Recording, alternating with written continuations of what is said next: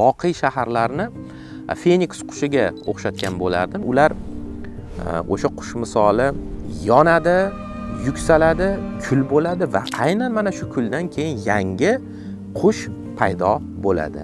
Mana misol uchun Aleksandr Makedonskiyni mintaqamizga qilgan yurishlarini biz maktab davrlaridan o'rganamiz. Mana shu yurishlar chog'ida biz bugun Samarqand nomi ostida biladigan Maroqanda shahri tamoman vayron etiladi.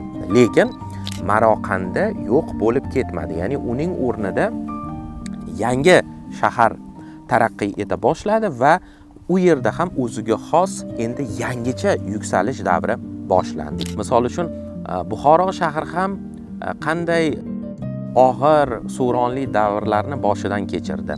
O'z davrida demak arab istilolari, o'z davrida mo'g'ul istilolari. Lekin bugun bu O'zbekistonning eng demak qadrli bo'lgan kentlaridan biri.